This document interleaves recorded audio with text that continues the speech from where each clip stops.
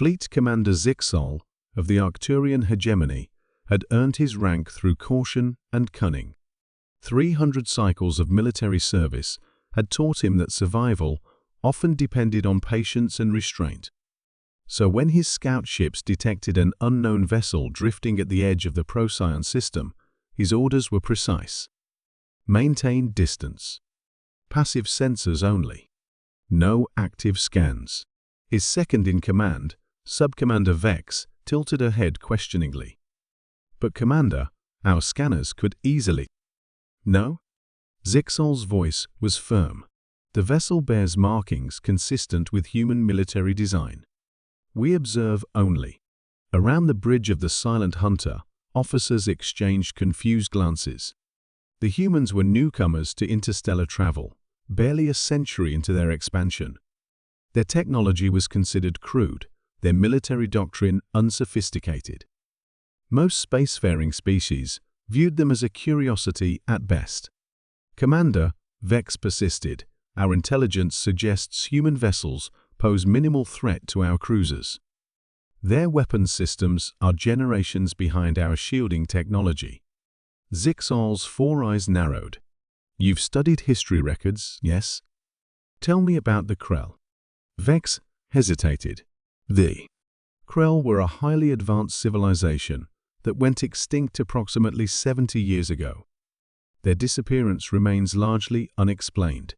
Not unexplained, Zixol corrected. Classified. The Krell encountered humans during their early space exploration phase. They considered humans primitive and unthreatening. They approached a human warship and conducted standard protocol scans. He paused meaningfully. That was the last transmission received from the Krell fleet. Silence fell across the bridge.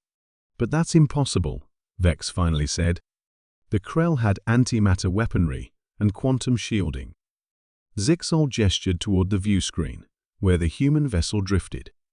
It was indeed unimpressive, a blocky, utilitarian design with visible weapons ports and thrusters that appeared to rely on primitive chemical propulsion. The name UESRETRIB,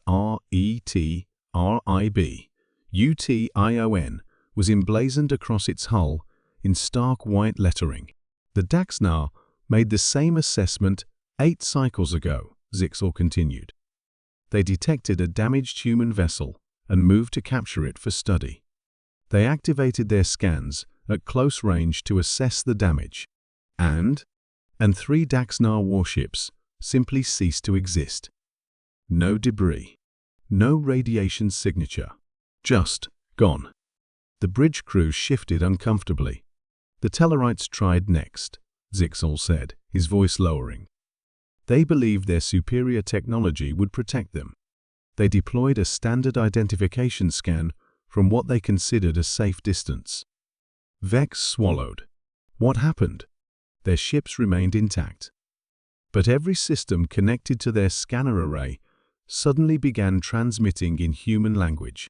Their navigation systems locked course for Earth.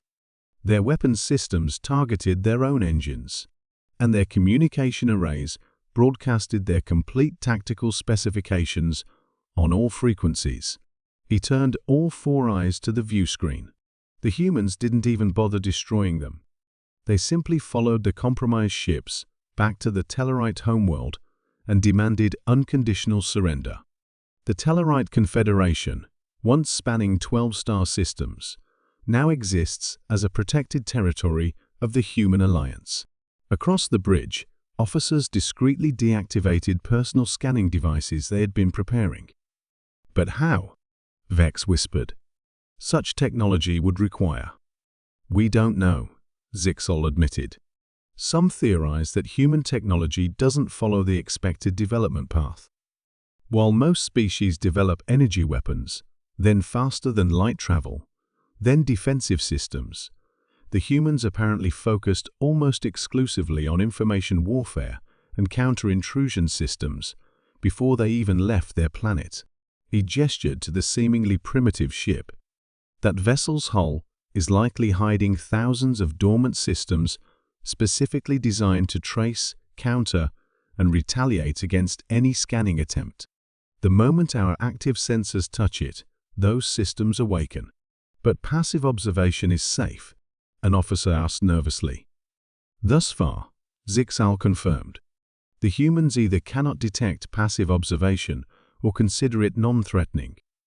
The working theory is that human ships are designed to respond proportionally to perceived aggression, and they've classified unauthorized scanning as a hostile act. Vex studied the human vessel with newfound respect and fear. So, we simply watch? We watch, Zixal agreed. And we learn what we can without provoking them. The Galactic Council has officially classified humans as a scan-sensitive species. Only fools ignore that classification. As if to punctuate his statement, another ship suddenly dropped out of faster-than-light travel nearby a Saurian vessel, its sleek design marking it as a military scout. New contact, the sensor officer reported. Saurian Confederacy, scout ship, distant seeker. They're activating active scanning protocols. Zixal sighed. Move us back. Maximum distance, while maintaining visual. On the view screen, the Saurian vessel approached the human ship confidently. A bright beam of scanning energy reaching out to touch the ERIB-UTION's hull. For 3 seconds, nothing happened. Then, without warning, the human ship came alive. Panels that had appeared decorative slid open, revealing systems unlike any the Arcturians had seen before. Not weapon ports, but something else, arrays of devices that seemed to pulse with an internal light directed at the Saurian vessel. The distant seeker suddenly went dark, all external lights extinguished.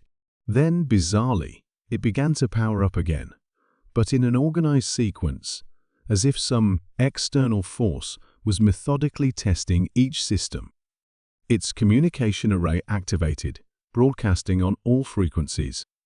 They're transmitting their command codes, weapons specifications, and navigational data, the communications officer reported with horror. All their classified protocols, everything. Moments later, the human ship's engines flared to life. It did not attack the now vulnerable Saurian vessel. Instead, it oriented itself towards Saurian space and accelerated smoothly into faster-than-light travel.